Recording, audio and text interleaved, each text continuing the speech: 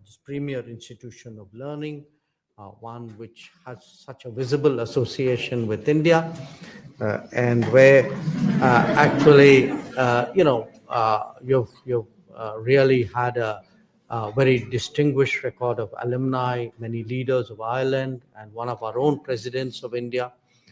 So once again, thank you for hosting me, and thank you all for joining me this evening.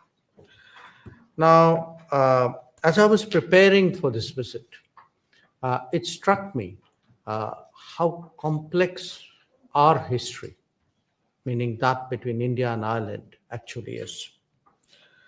On the one hand, Ireland was very much a part of the British colonial rule of India.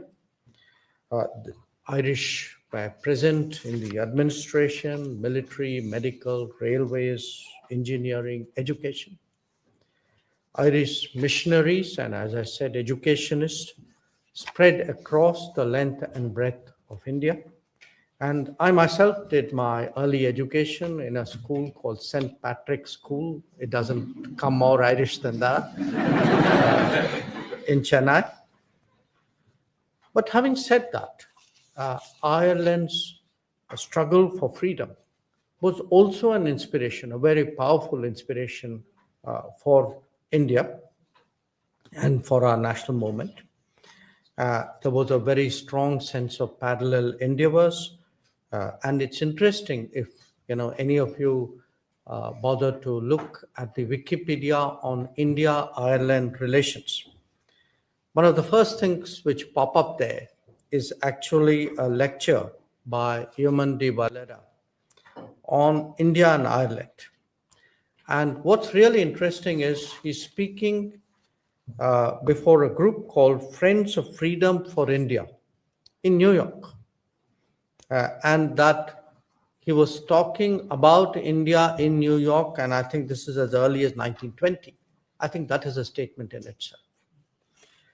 Now, there were a number of people of Irish origin who were associated with our fight for freedom. I think Annie Besant stands out, as does Sister Nivedita, perhaps not so well known here, but certainly in India. And it is a fact that many of the leading figures of that period in India were actually in touch with their Irish counterparts. The most prominent, of course, relationship was that between our national poet, Rabindranath Tagore, and the introduction to his Nobel Prize winning work, Gitanjali, was actually written by W.B. Yeats. Now, this is not just a historical or even a sentimental point that I'm making. From our perspective, one of the outcomes of having similar experiences is a degree of empathy on contemporary issues. When we speak today in India about the concerns of the global South, our expectation is that Ireland, more than many others in this part of the world, will display an understanding and support. A second commonality between us is, of course, the global diaspora. Not all of this was entirely voluntary for Indians in its early years, but that is a foundation that has been built upon today to explore the opportunities of a global workplace. A third aspect is actually the internationalism that is inbuilt into our outlook. In India, we speak of Vasudhaiva Kutumbakam, that is, the world is a family, which is very much a sort of a tradition. And in many ways, it encapsulates the fundamental openness of our society. And certainly the experience of our independence struggle has revived a strong solidarity with others in a similar predicament. And this internationalism, in fact, leads us to the next step, which is multilateralism, willingness to work with other nations in a very structured format, especially in the United Nations.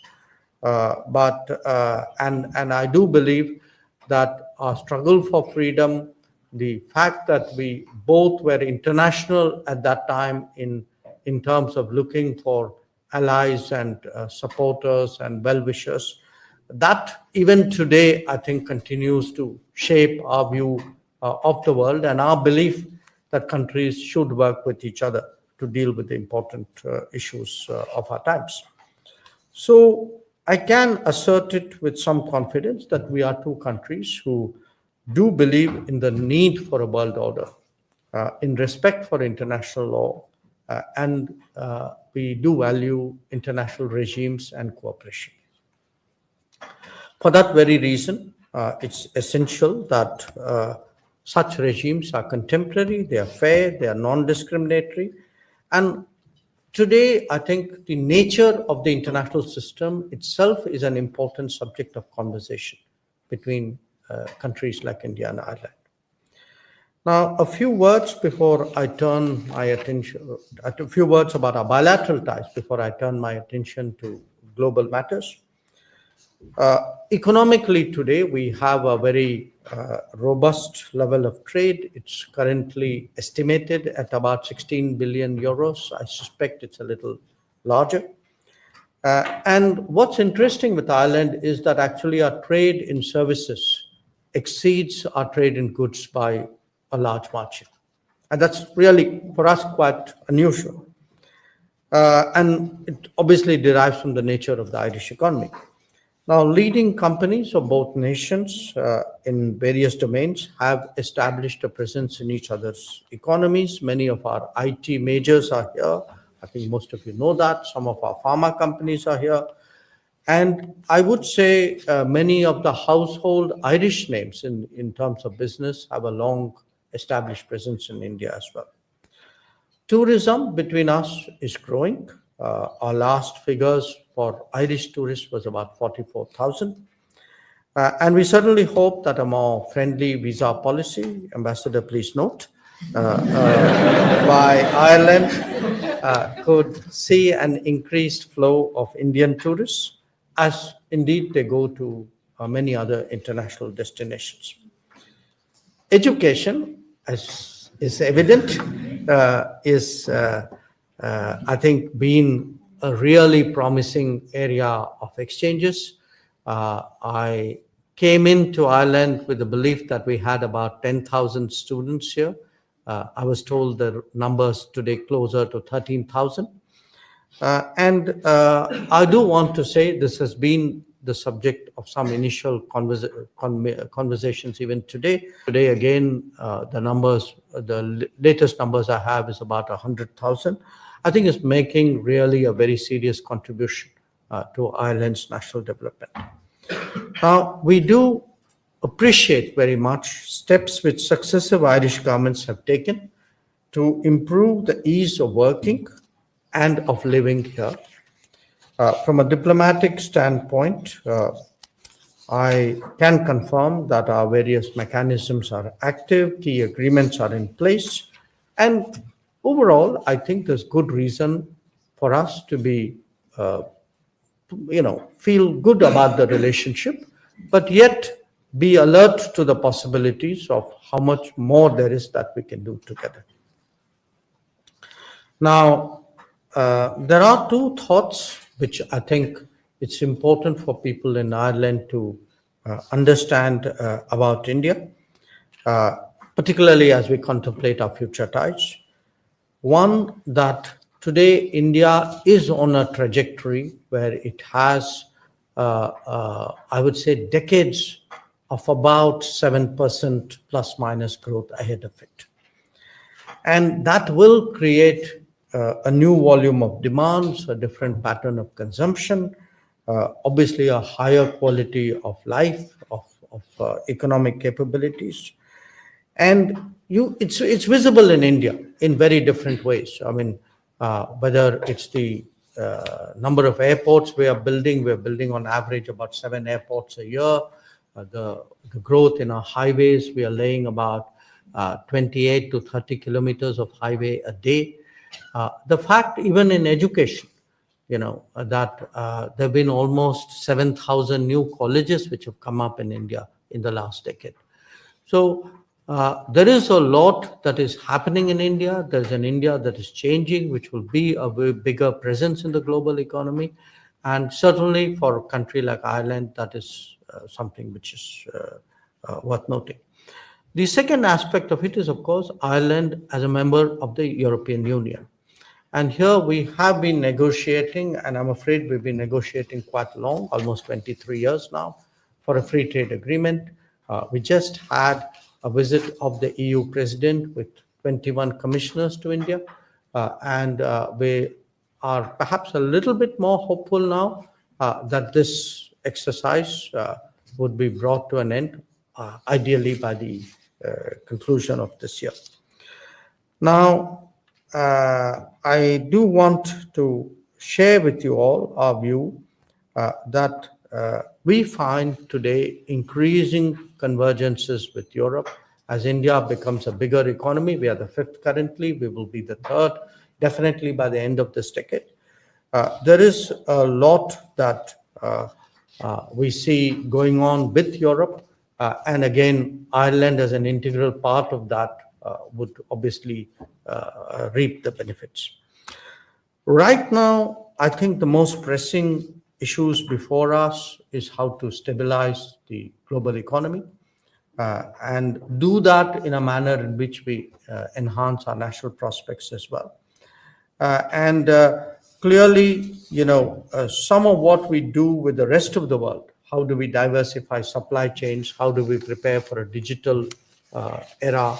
How do we actually start really entering the, I would say, the era of AI and EVs and drones and space?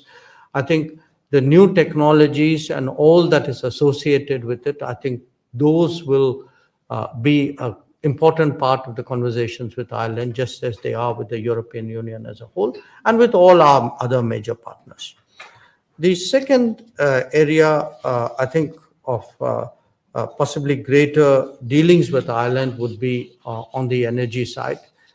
There is a big, India is clearly not going to look at a growth pathway which would replicate what others before us have done, because the carbonization of the world, which that growth has cost, is something which cannot be repeated.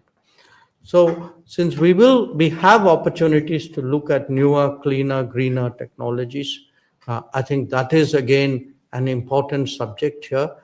And one aspect of it, of course, is nuclear. And Ireland has a particular, I would say, association with nuclear, international nuclear energy regimes. In fact, the first time I came to Ireland, which was almost 20 years ago, was in that very context.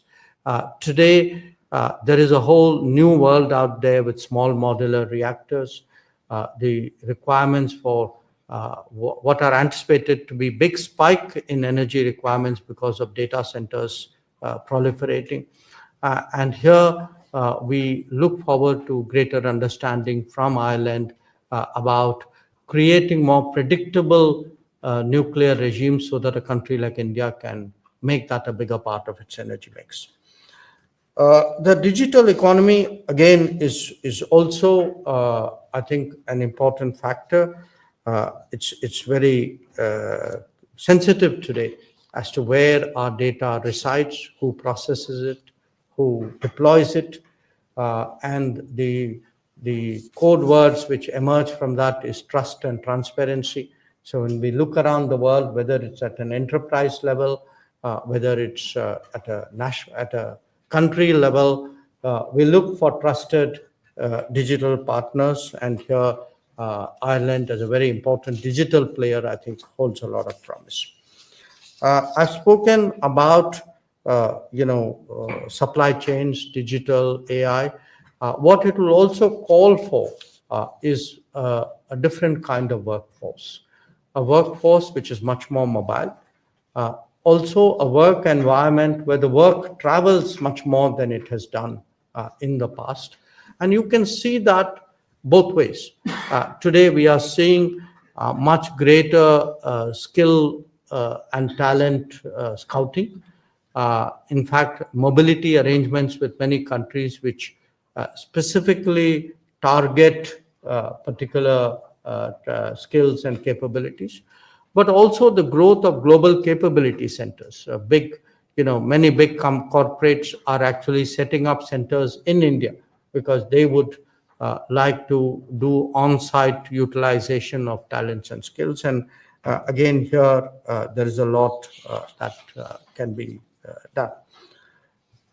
Having said this, I do want to make one broad observation about the state of the world, which is difficult, to put it very mildly, for a variety of reasons. Our attention is normally occupied by, say, conflicts. Conflicts are violent, they're traumatic. It's what you read about in the newspaper, you see on the TV, you look at the phones. But there is a lot that is happening which you do not necessarily read about.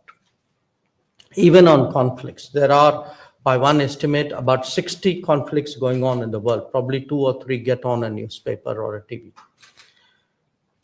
Possibly the most troubling thing right now is there was an understanding that countries would reach their sustainable development goals by the end of this decade. A year ago, the UN assessed that in terms of basic development indices, health, water, electricity, home, literacy, nutrition, we are about 17% at the end of 4 years in what we should be achieving by the end of the decade. So the state of the world is difficult, more conflict, pandemic after effects, extreme climate events, debt crisis, countries falling behind in their development and basic needs. So what is it we can do more individually, bilaterally, through other institutions? I think these are probably issues that we should be talking about. A particular word about conflicts, because I think it is today a very dominating issue. Where India is concerned, we have always taken the view that differences in this era cannot and should not be settled on the battlefield. That it is important to have dialogue and diplomacy, to find ways of sitting down and talking, however difficult it is. It's not that we have very specific prescriptions here. Obviously, the countries involved or the people involved have to do that. But again, as important voices of peace and as very responsible players, I think, again, India and Ireland would have thought processes in a very similar direction. Talking about conflict, perhaps a word on countering terrorism would also be appropriate, particularly as a foreign minister of a country which has long been at the receiving end of terrorist efforts. Ireland actually happens to have in the village of Ahakista a commemorative plaque which commemorates the 329, I think, victims of the Air India aircraft Kanishka bombing, which happened off the coast of Ireland. And it's always a reminder that this is a perennial challenge which needs to be dealt with a great deal of resolution and commitment. Overall, let me sum it up this way: that what I do see between our two countries is, we are two very fiercely independent polities. A lot of it derives from our particular history, our own experiences. We've always been cautious about getting involved in bloc politics. We have found our own way of, expressing our positions and our interests in international forums. And today, when there is so much change underway in the world, when there is what we loosely describe as rebalancing, when a lot of the assumptions which held the world order together for the last 8 decades are now coming under some degree of questioning, I think it's important that our two nations continue to remain in touch, to exchange views, to see what it is we can do to stabilize and to ensure that the world runs as well as it should. One other point I would make, and it's a point which resonates with today with me after having gone to see the Book of Kells and the library at Trinity and the General Post Office, which are very important, I would say, shrines of Irish heritage. We are societies for whom culture, traditions, and heritage have been an exceptional part of building our nationhood. Again, the commonality was that the colonial era attempts were made to erase that. Today, as the world transitions into a different phase, I think it's important for all of us to nurture our cultural attributes, to actually understand their full value, to factor it in as we develop our own identity. And I think there is again learnings that we have from each other, and certainly much of what I saw today has given me food for thought. So let me just conclude on this note that at a very turbulent time in the world, I think foreign policy is more important, not less. I think friendships and understanding are also more valuable, not less. And finding common ground is more essential, not less. So we can do together a lot to strengthen stability, security, and prosperity. Every country is in the search for like-minded partners. I think there is a lot that we in India see in Ireland. That is the belief that has brought me to Dublin. Again, I will be, of course, I had the honor today of being received by President Higgins. Tomorrow I'll be meeting my counterpart in the morning. But I once again thank you, President, for the opportunity to share some thoughts with people who I believe are stakeholders today in this relationship, who will,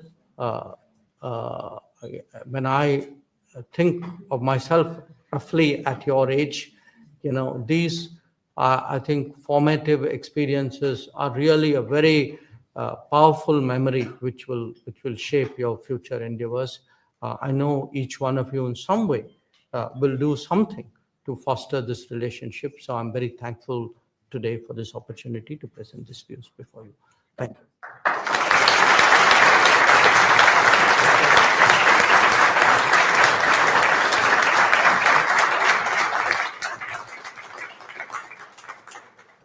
Thank you, Minister Jaishankar. So I really think it's amazing that you succinctly went from the shared history of our two countries, the value of our heritage, through to the major social challenges that we all face on the global stage, and then finally to the geopolitical issues and the opportunities for bilateral relationships, multilateral relationships to try and address some of these issues. So thank you so much. We're very honoured to have you here. Good evening to you all. My name is Dolores O'Riordan. I'm the Vice President for Global Engagement at University College Dublin. We're delighted to have you here, particularly to have such a fantastic turnout of our students from India. The Minister has very kindly offered some minutes to answer some questions that you may have. I'm checking the time carefully here. So we probably have 5 to 7 minutes, and the hands are shooting up everywhere. I'm going to be challenged to keep this. So if you could, there are roaming mics that my colleagues are going to pass around to you. And if you could begin by just giving your name and your affiliation, please. Okay, so we have the first question. Thank you very much. That was a wonderful address. This is Supriya Garagi. I'm a professor in the School of Politics and International Relations here in Dublin. I mean, India has rapidly grown into an economic powerhouse. Given this backdrop, I would love to hear your views on the lessons it offers to the world in terms of digital innovation and multilateral governance, particularly for emerging economies that are striving to uphold democratic values amidst economic uncertainties. Thank you. Maybe I could take about 3 questions to make it easier Okay, for me. so on the, just next to you there. Thank you so much. First of all, I would like to extend my sincere thanks to Indian Embassy, His Excellency Akhilesh Mishra ji, organizing this wonderful opportunity to engage with the Honorable External Affairs Minister. And it's good to see Ambassador Mehmet here as well. A special thank you to Dr. S. Jaishankar sir for your visit to Dublin and for taking the time to meet with Indian diaspora here.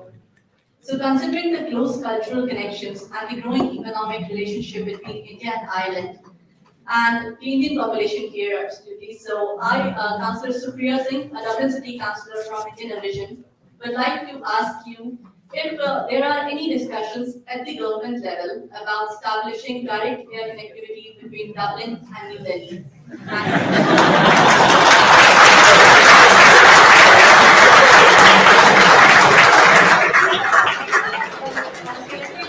Between the two capital takes over 18 hours to Yeah, no, I don't think.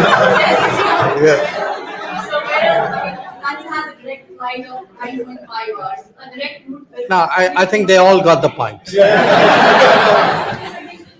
going to enhance the cultural ties and the tourism in Sure, sure. So Okay. can the Indian government please engage No, with got the it, airlines to- got it. Okay, Thank you so much. maybe one more, Aidan. Maybe up towards the back in a sense of fairness. Yeah. Yes.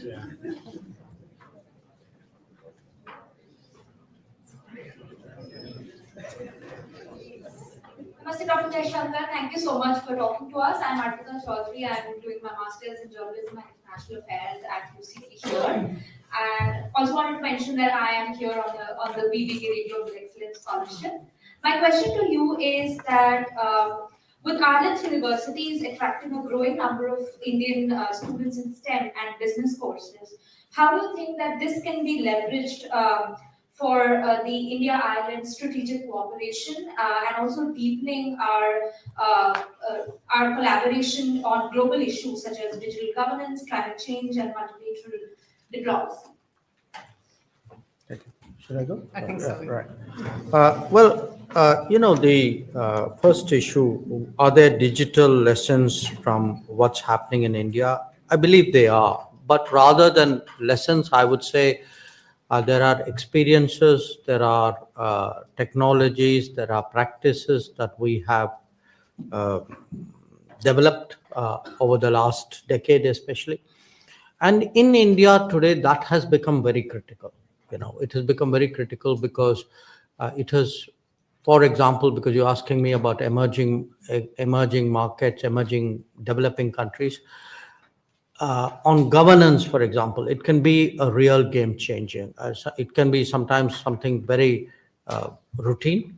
I mean, all of you, for example, would have got passports in some form in the last few years, and reflect on how much harder it was to get passports, how much longer it took, or if you lose a passport, which I wouldn't like you to do, how quickly it is possible to replace it. And all of that is actually happening because we are run today on databases and the ability to access passport information and anything to do with actually enabling somebody to get a passport. But it's not just passports. So if we have a big housing program in India. In the last 10 years, we've built about 40 million houses, basically for people of very low income. We are able to actually target exactly who is eligible for that. Similarly, free or subsidized health access. Today, more than half of India, in some form, has access to health facilities.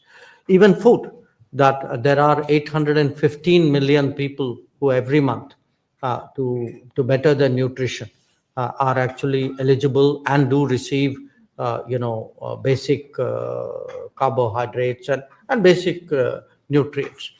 So what it has done, whether it's the income tax, whether it is, the entitlements of people, whether it's information, the digital tools and a digital foundation, what we call a digital public infrastructure, has been extraordinarily effective, really today.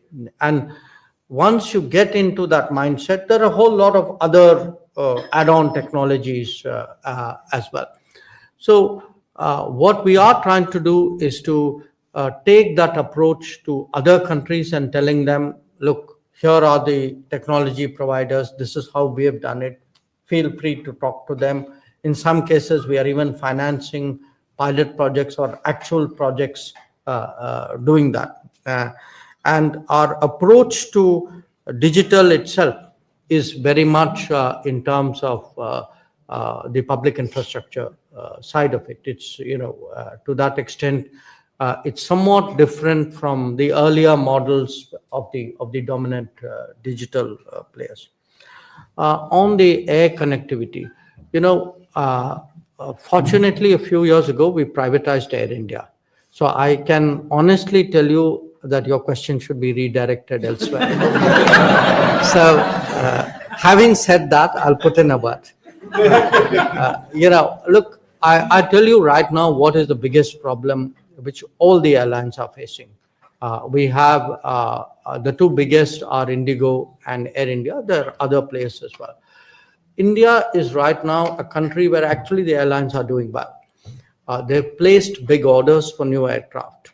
But unfortunately, the delivery of aircraft has got delayed. So I know, from both the big airlines that they're very, very keen to expand their operations. Certainly, I will speak to them of the attractions and virtues of coming here, and let me see what I can do.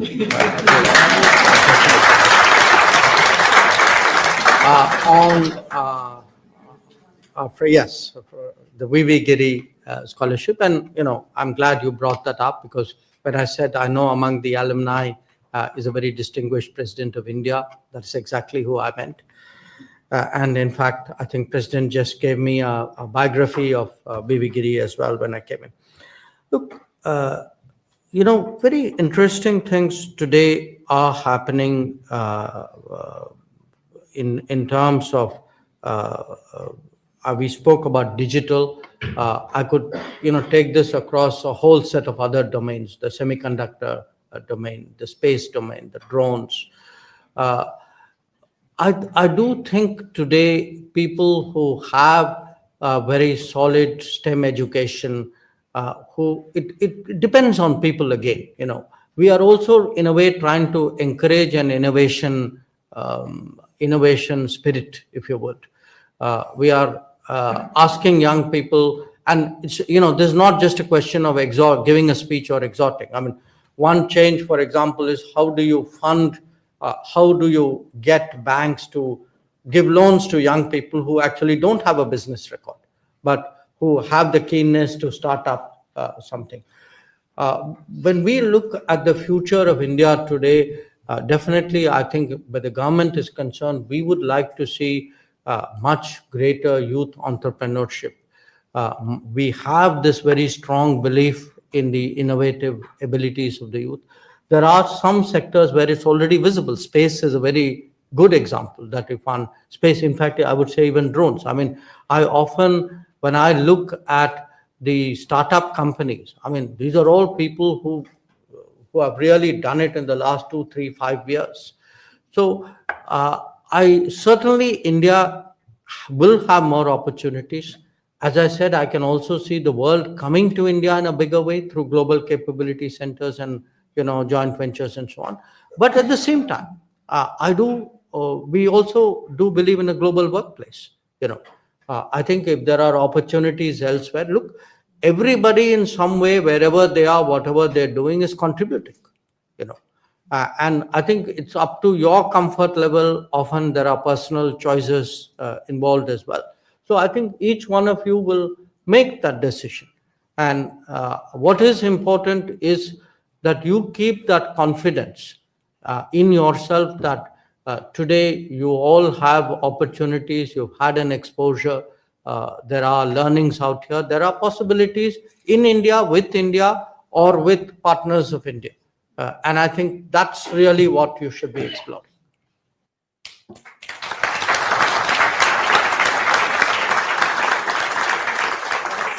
we're very honoured to have the Minister's time here at UCD, and we don't want to be responsible for him being late for his next engagement. So we have to call the speech and the discussion to a close. We do want to have a memory of the occasion, so if we could ask some of the VPIs present if we could stage some photographs with the Minister just before you leave, Minister, if that is okay. Oh, sure. I was just wondering whether I could get a photograph to everybody. So here's my suggestion, if you don't mind.